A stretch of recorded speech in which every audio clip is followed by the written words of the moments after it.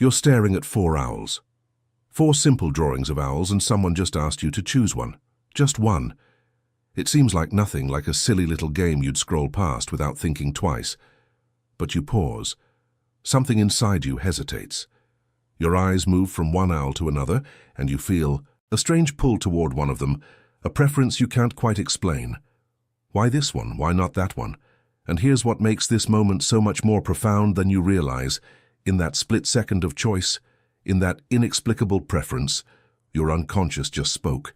It revealed something about you that your conscious mind has been carefully hiding, protecting, or simply ignoring. Freud dedicated his entire life to understanding these moments, these slips, these choices that seem random but are actually loaded with meaning. He discovered that nothing in the human psyche is truly random. Every choice, every preference, every hesitation carries the weight of your entire psychological history. Your unresolved conflicts, your deepest fears, your most guarded desires. When you choose an owl, you're not just picking a drawing. You're exposing a fragment of your inner world, a piece of the puzzle that is your unconscious mind. And most people will go their entire lives without realizing that these small choices are constantly betraying their secrets, constantly whispering truths they're not ready to hear. Think about what just happened in your mind when you looked at those owls. You didn't sit down and rationally analyze each one, weighing pros and cons, making a calculated decision based on objective criteria. No. Something deeper happened. Something faster than thought, more primitive than logic. Your eyes landed on one owl, and something inside you said yes, this one. Without explanation, without justification. This is what Freud called the unconscious at work. It's the part of you that makes decisions before your conscious mind even knows a decision is being made. It's the vast underwater portion of the iceberg, while your conscious awareness is just the tiny tip visible above the surface. And here's what's so fascinating: the unconscious doesn't speak in words. It doesn't send you a memo explaining its preferences. It communicates through symbols, through feelings, through inexplicable attractions and repulsions. When you chose that owl, your unconscious recognized something in it, a reflection of yourself that you might not even be aware of. Maybe it was the eyes, wide and alert, mirroring your own hypervigilance, your constant scanning of the environment for threats. Maybe it was the posture, hunched and protective, reflecting how you move through the world, always on guard, always ready to retreat. Or maybe it was something about the expression, a sadness you recognized, a loneliness you've been carrying so long you forgot it was there. Freud understood that we are strangers to ourselves. We walk around thinking we know who we are, what we want, why we do what we do. But the truth is, the conscious mind is just a spokesperson, often unreliable, for a much larger and more complex psychological system operating beneath awareness. The unconscious is where your real motivations live, where your childhood experiences are stored, where your traumas are buried, where your forbidden desires hide. And it's constantly influencing your behavior, your choices, your relationships, your entire life, while your conscious mind constructs elaborate rationalizations to explain actions that actually originated in the depths you can't see. This is why a simple choice like picking an owl can be so revealing. It bypasses the defenses your conscious mind has erected. It sneaks past the ego's protective mechanisms. It goes straight to the source. When someone asks you why you chose that particular owl, you probably don't have a good answer. You might say it looked friendly, or you liked the colors, or it was the first one you saw. These are just rationalizations, stories your conscious mind tells to make sense of a decision that was actually made by forces you're not in touch with. The real reasons live deeper, in the psychological soil where your personality was formed, where your patterns were set, where your defenses were built. Let's talk about what might be happening unconsciously when you're drawn to a specific owl. Imagine one of the owls has large, exaggerated eyes, eyes that seem to be staring directly at you, unblinking, all-seeing. If you chose this owl, your unconscious might be revealing something about your relationship with being seen, with being watched, with visibility. Perhaps you grew up in an environment where you felt constantly observed, constantly judged, where you learned that love, was conditional on performance, on being the right kind of person, on hiding the parts of yourself that might disappoint or upset others. The owl with the penetrating gaze might represent both your fear of being truly seen and your deep longing for someone to finally look at you and see who you really are, not who you pretend to be. Or maybe you chose the owl that appears softer, gentler, with eyes that seem sad or tired. This owl might be reflecting your own exhaustion, the part of you that's been performing for so long, holding it together for so long, being strong for everyone else for so long that you're depleted. You're tired of being the wise one, the one everyone comes to for answers, the one who always has to have it figured out. You chose this owl because you recognized yourself in its weariness, in the weight it seems to carry, in the quiet resignation in its expression. Or perhaps you were drawn to the owl that looks fierce, protective, with feathers that seem ruffled, ready for battle. If this was your choice, your unconscious might be speaking about your defensive posture toward the world. Maybe you learned early that the world is not safe, that people will hurt, you if you let them get too close. That vulnerability is dangerous. You built walls, you developed a tough exterior. You became the person who doesn't need anyone, who can handle everything alone. The fierce owl mirrors this part of you, the guardian who stands watch, who never lets its guard down, who's been protecting you for so long that you've forgotten what it would feel like to relax, to trust, to let someone else carry the weight for a while. And here's what Freud would tell you about this defense mechanism. It served you once. It protected you when you actually needed protection. But now it might be keeping out not just the dangers, but also the very connection and intimacy your heart is starving for. Then there's the owl that might appear more playful, more open, with a lighter energy. If you chose this one, your unconscious might be reaching for the part of yourself you've lost touch with, the spontaneous, joyful, unguarded part that existed before life taught you to be careful, to be serious, to be responsible. This owl represents the inner child that still lives in you, the one who just wants to play, to explore, to be curious without fear of judgment. Choosing this owl is your psyche's way of saying, I miss that part of me. I want to reconnect with the lightness I once knew. Now, if you've been following along, you might be feeling something right now. Maybe a recognition, a stirring, a sense of, oh, that's why. Or maybe a resistance, a voice that says, this is too much, I don't want to look this deeply, it's just an owl, it doesn't mean anything. And both of those responses are important. They're both information. The resistance itself is part of the unconscious communication. Freud called this resistance, and it's one of the most powerful forces in the psyche. It's the part of you that actively works to keep unconscious material from becoming conscious, because bringing it into awareness means you'd have to feel it, face it, deal with it. And that's terrifying. So resistance shows up as skepticism, as dismissal, as distraction, as intellectualization. It says, this is silly, this is pseudoscience, this is reading too much into things. But what it's really saying is, don't make me look at what I've been avoiding. Don't make me feel what I've been running from. Don't make me acknowledge the truth I've been denying. And the fact that you're still reading this, still engaged with this exploration, means a part of you wants to know. A part of you is tired of living on the surface. A part of you is ready to dive deeper, even if it's scary.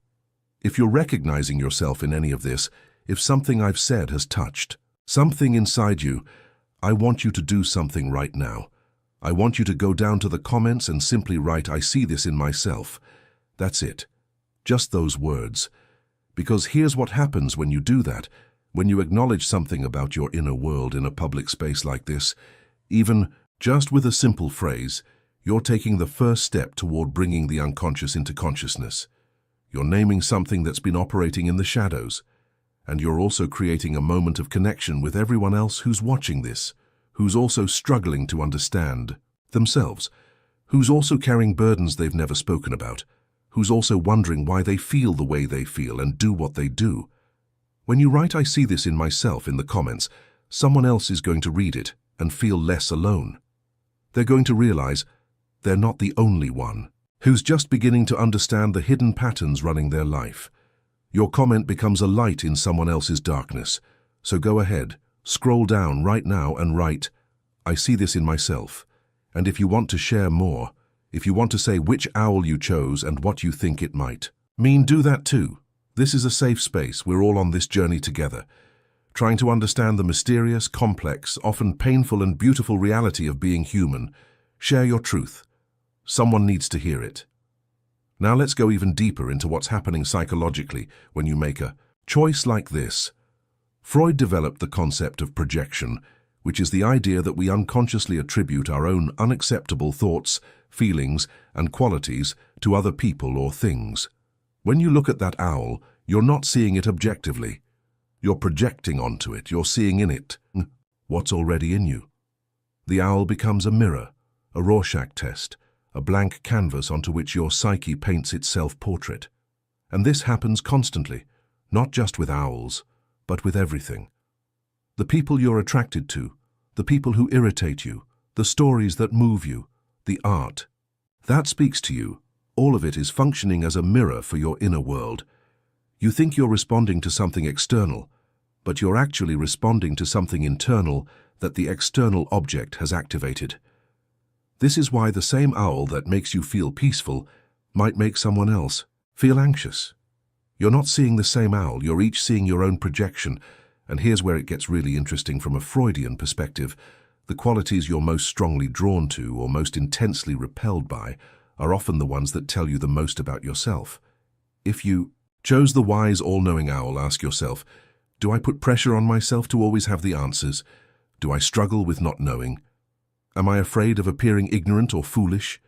If you chose the vulnerable, wounded owl, ask yourself, am I carrying pain I haven't acknowledged? Do I allow myself to be vulnerable with others?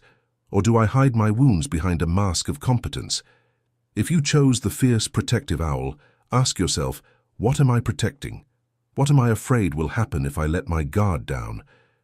These questions are the beginning of psychoanalytic work, the work of making the unconscious conscious. Freud believed that the goal of psychoanalysis was to strengthen the ego, to expand the realm of conscious awareness so that it could reclaim territory from the unconscious. He famously said, where id was, there ego shall be. In simpler terms, where unconscious impulses and patterns control you, their conscious awareness and choice should rule. But this is hard work. It requires looking at parts of yourself you've spent years avoiding.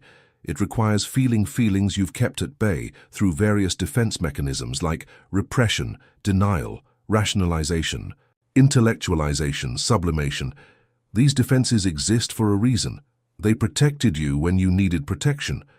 But they also keep you trapped in patterns that no longer serve you, patterns that were adaptive in childhood, but are now limiting your growth, your relationships, your capacity for joy and connection. The owl you chose might represent one of these defense mechanisms. Maybe you chose the owl that looks detached, removed, observing life from a distance. This might reflect a defense of intellectualization or isolation, where you process everything through your mind and keep your feelings at arm's length because feeling is too overwhelming. Maybe you chose the owl that looks merged with nature, camouflaged, barely visible. This might reflect a defense of avoidance or invisibility, where you've learned to make yourself small, to not take up space, to blend in so you won't be targeted, criticized, or abandoned.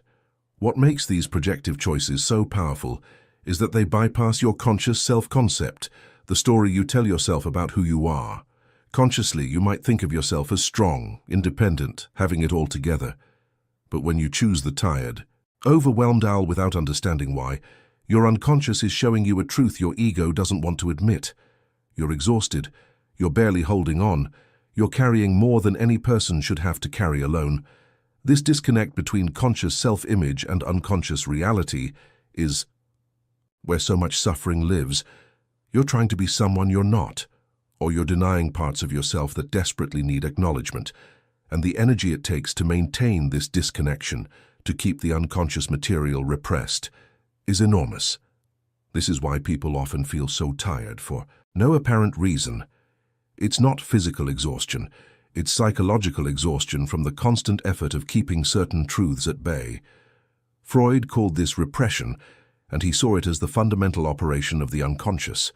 Things that are too painful, too threatening, too conflicting, get pushed down into the unconscious where they supposedly can't bother you anymore. But they don't actually go away. They just operate from below, influencing your choices, your relationships, your emotional reactions, your physical health.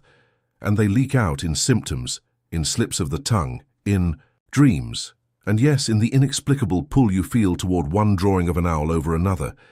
This is the genius of using something as simple as choosing an owl as a doorway into self-understanding. Because it's non-threatening, your defenses don't get activated the way they would if someone directly asked you about your trauma, your fears, your deepest insecurities. The owl is just an owl. You can look at it without all your protective mechanisms slamming into place. But in that unguarded moment, when you're just picking what feels right, your unconscious slips through. It shows you something. And if you're paying attention, if you're willing to ask the deeper questions, you can begin to decode what it's trying to tell you. This is the path of self-awareness, of consciousness, of what Carl Jung, Freud's most famous student, would later call individuation. It's the journey of becoming who you really are beneath all the conditioning, beneath all the defenses, beneath all the stories you've told yourself to survive. And it starts with moments like this, with noticing what you're drawn to and asking why, with being curious about yourself rather than judgmental, with treating your psyche like a mystery to be explored rather than a problem to be fixed. So what now? What do you do with this understanding? First, you practice noticing. You start paying attention to your choices, your preferences, your reactions, not to judge them, but to understand them. When you're inexplicably irritated by someone, instead of just dismissing them as annoying, ask yourself what quality in them is triggering something in me. What am I seeing in them that I can't acknowledge in myself? When you're drawn to a particular book, movie, or piece of art, ask yourself what in this is speaking to something in me. What part of my inner world is being reflected back to me? This practice of noticing and questioning is the beginning of bringing the unconscious into consciousness. Second, you make friends with your resistance. When you notice yourself thinking, "This is stupid," "This doesn't mean anything, I don't want to think about this," that's information. That's your psyche protecting you from something that feels threatening. Don't judge the resistance. Just notice it. And gently, with compassion, ask, what am I protecting myself from right now? What would I have to feel or acknowledge if I let this guard down? Sometimes just asking the question is enough. You don't need to force an answer. The unconscious will reveal itself in its own time when it feels safe to do so. Third, you find ways to express and explore your inner world. This might be through journaling, where you write without censoring, letting whatever wants to come out flow onto the page. It might be through therapy, where you have a trained guide helping you navigate the unconscious territory. It might be through art, music, movement, any form of creative expression that allows the unconscious to speak in its own symbolic language. Freud discovered that the unconscious reveals itself most clearly in dreams, free association, and creative work, because these activities bypass the ego's censorship. When you're creating without trying to control the outcome, when you're letting your hands or your voice or your body move intuitively, the unconscious can come through. And what emerges is often surprising, often uncomfortable, often exactly what you needed to see but didn't know how to access. Fourth, and this is crucial, you practice self-compassion. Everything you discover about yourself through this work, every defense mechanism, every wound, every pattern, it all makes sense. It all developed for a reason. You're not broken or wrong or messed up. You're a human being who had to figure out how to survive and cope in circumstances that were sometimes overwhelming, sometimes painful, sometimes traumatic. The defenses you built saved you. The patterns you developed were adaptive. Now you're just in a different phase of life where some of these old strategies no longer serve you, and you have the opportunity to make new choices. But this can only happen from a place of compassion, not criticism. When you chose that owl, whatever owl it was, you weren't making a random choice. You were revealing a piece of your psychological puzzle. And now you have information. Now you can start to understand why you feel what you feel, why you do what you do, why certain situations trigger you, why certain people feel safe or unsafe, Why certain patterns keep repeating in your life. This is the gift of the unconscious. When you learn to listen to it, it's trying to help you. It's trying to show you where you're stuck, where you're still operating from old wounds, where you need to grow. But it speaks in symbols, in images, in feelings, in inexplicable preferences. Learning to decode this language is the work of a lifetime, but it's also the most important work you can do. Because the alternative is to remain a stranger to yourself, to be controlled by forces you don't understand, to keep repeating patterns that bring you suffering without knowing why. And that's a painful way to live. There's another way. There's the way of turning toward yourself with curiosity, with compassion, with a willingness to see what's really there beneath the surface. And in that turning toward, in that willingness to know yourself fully, you find freedom. Not the freedom from having problems, but the freedom that comes from understanding them, from seeing them clearly, from no longer being at their mercy. This is what Freud meant when he talked about making the unconscious conscious. It's about reclaiming your power, your agency, your ability to choose based on who you want to be now, not based on who you had to be to survive back then. So, look at the owl you chose one more time. Really look at it. What do you see now that you didn't see before? What quality in that owl speaks to something in you? What is your unconscious trying to tell you through this simple, strange, profound choice? Don't rush to an answer, just sit with the question. Let it work on you. Let it open something. Because that opening, that slight crack in the armor you've built, around your deepest self, that's where the light gets in. That's where healing begins. That's where you start to become conscious of the patterns that have been running your life from below. And once you see them, once you bring them into awareness, they lose their power over you. They become just patterns, just old strategies, just stories from the past. And you get to choose whether to keep them or to create new ones. This is the promise of the unconscious, that by knowing it, by seeing it, by understanding it, you free yourself to live more fully, more authentically, more aligned with who you really are. And it all starts with something as simple as choosing an owl and being willing to ask why.